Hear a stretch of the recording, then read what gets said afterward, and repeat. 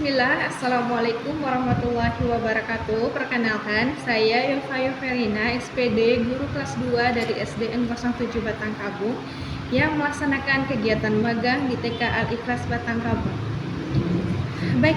Baiklah, di sini saya akan menceritakan tentang pengalaman saya mengajar di SD.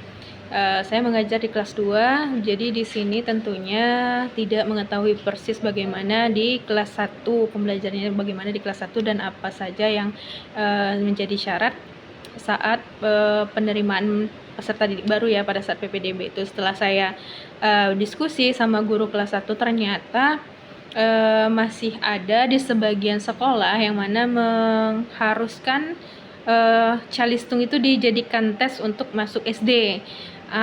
Karena saya berpikirannya seperti itu awalnya, berarti emang harus masuk SD ini sudah punya bekal bisa membaca dan sudah tahu huruf. Setelah saya menerima pelatihan mengenai transisi PAUD SD ini, ternyata semua itu adalah yang dilarang, maksudnya yang tidak dibolehkan gitu kan. Baru tahu deh kalau calistung itu tidak diperbolehkan saat diujikan atau diteskan saat siswa masuk SD. Itulah pemahaman saya sebelum saya mendapatkan BIMTEK maupun pelatihan mengenai transisi PAUD SD.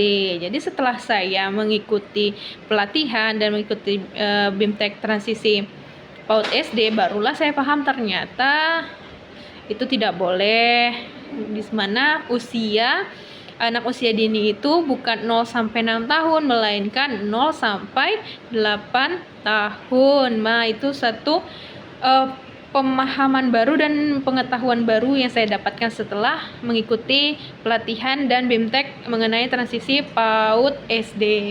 Begitu. Di sini saya akan bercerita bagaimana pengalaman saya yang telah melaksanakan kegiatan magang di TK Al-Ikhlas Batangkabung. Di sini saya melaksanakan kegiatan magangnya selama 5 hari. Jadi di tiap harinya itu kami melaksanakan kegiatan yang berbeda-beda tentunya. Di hari pertama yaitu kami laksanakan kegiatan perkenalan, baik perkenalan kepada peserta didik, perkenalan kepada staf pengajar maupun perkenalan terhadap lingkungan TK Al-Ikhlas Batangkabung. Lalu di hari yang sama juga, di hari pertama, di sini kami melihat bagaimana kegiatan pembelajaran dari jam 7.30 sampai jam 10.30-nya. Jadi di sini kami akan melihat apa saja kegiatan anak TK di TK Al-Ikhlas Batangkabung ini. Jadi di situ ada kegiatan hari pertama itu yang saya lihat ya, ada kegiatannya, ada kegiatan mengaji, ada kegiatan tahfidznya juga. Lalu ada kegiatannya, ada yang mewarnai, melukis dan bernyanyi bersama. Setelah itu ada juga kegiatannya sholat duha nantinya. Lalu di hari kedua, ketiga dan keempat kegiatannya sama, tapi di sini kami selingi dengan pembelajaran dari guru kelas 1 dan guru kelas 2. Jadi yang mengikuti magang ini guru kelas 1 dan guru kelas 2 dan sayanya kelas 2-nya. Jadi kami berkolaborasi lah, guru kelas 1 dan kelas 2 memberikan pembelajaran kepada peserta didik TK, yang mana dalam pembelajaran itu kami mencoba mengembangkan salah satu dari 6 kemampuan fondasi yang harus dimiliki anak usia dini.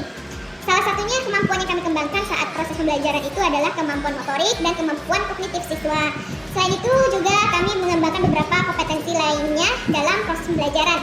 Tapi kami lebih ke intens ke kemampuan fondasi dasar yang kemampuan motorik dan kognitifnya. Di sini kami memberikan seperti ini. Ada kertasnya seperti ini kami berikan. Salah satu lagi informasi dari kepala sekolahnya saat kami melaksanakan magang di TK Al-Ikhlas Batangkabung ini, kepala sekolah menyampaikan bahwasanya siswa di TK Al-Ikhlas Batangkabung itu ada 10 siswa. Tapi saat magang kami laksanakan kemarin itu selama 5 hari, siswa yang hadir hanya sebanyak 3 orang. Tapi itu tidak masalah menurut kami, karena itu semakin intens kami melakukan kegiatan per anak jadinya. Jadi kami bisa meneliti dan melihat kemampuan perkembangan apa saja yang harus ditingkatkan lagi dari peserta didik ini, gitu kan. Lalu kami memberikan seperti ini kegiatannya yaitu kegiatan menggunting, sebelumnya itu mewarnai. Jadi di sini ada namanya di sini April. Jadi sini April ini salah satu siswa di TK Al-Ikhlas Batangkabung. Jadi sini yang pertama yang saya berikan di sini ada garisnya zigzag. Ada garisnya zigzag ya. Lalu di saat anak menggunting, April ini menggunting, dia saya lihat masih kesulitan dalam memegang gunting. Jadi kan dikarenakan tangannya masih belum bisa memegang gunting dengan sempurna. Sudah diajari kembali lagi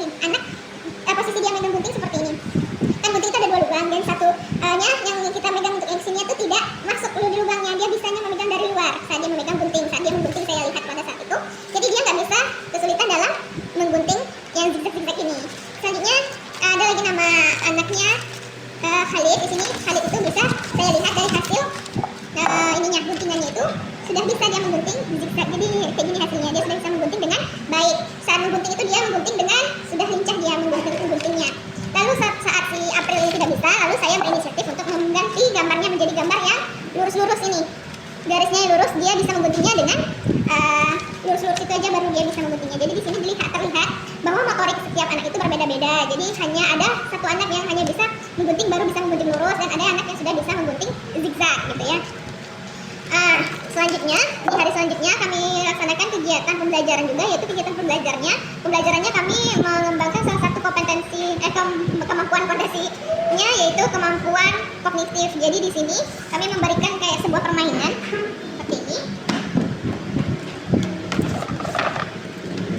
Ini media yang kami bawa ke TK, dimana media ini yang media kami pakai di SD untuk memberikan kepada peserta didik kami yang belum mengenal huruf gitu ya. Di sini ada kayak nih, seperti ini. Ada papan seperti ini ya, ada kayak gini, apa namanya? Di sini jadi anak akan menempel di sini. Jadi di sini kegiatannya seperti jadi guru memberikan instruksi. Jadi huruf-huruf ini akan disebar di meja. Jadi siswa misalnya cari huruf ini, bentuk hurufnya seperti ini. Jadi siswa akan mencari bersama-sama bentuk hurufnya seperti ini, lalu ditempelkan di sini gitu ya. Ada gambar juga. Jadi di sini juga anak-anak diminta selain huruf juga menentukan sama dengan kecepatan mereka dalam melihat gambar kan. Di sini akan anak melakukan kompetensi gitu, bukan kompetensi, kayak kompetisi gitu sama temannya yang lain. Jadi kecepatan anak akan dilihat saat diinstruksikan, coba ambil gambar nanas. Jadi bagi siswa yang cepat dalam kecepatan dan ketangkasannya dilihat dalam proses pembelajaran nantinya. Jadi pembelajaran di TK menurut saya sangat bermakna bagi diri saya sendirinya. Jadi di hari terakhir, di hari kelima, kami melaksanakan evaluasi dan refleksi. Di sini kami kegiatannya yaitu seperti saya merefleksi diri saya, apa yang harus saya lakukan nantinya di saat proses pembelajaran di kelas 2 untuk melaksanakan supaya 6 kemampuan fondasi anak usia dini ini bisa terpenuhi semuanya hendaknya.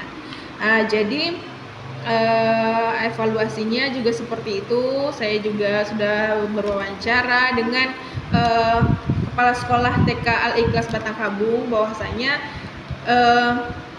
ya seperti itulah keadaan TK-nya, tapi beliau tidak mengeluh, kepala sekolahnya tidak mengeluh, sangat bagus sekali kepala sekolahnya dalam melaksanakan kegiatan pembelajaran untuk mengembangkan 6 kemampuan fondasi anak usia dini. Jadi untuk rencana selanjutnya yang akan bisa saya lakukan di kelas saya, khususnya di kelas 2, saya akan berusaha menerapkan pembelajaran yang mana pembelajaran yang mengasyikkan dan menyenangkan bagi peserta didik, sehingga tanpa terasa terbebanin anak peserta didik saya nantinya, bahwasanya mereka bisa mengetahui segala sesuatu itu melalui permainan nantinya, bisa dengan permainan, jadi tanpa terkesan memaksa anak dalam proses pembelajaran nantinya.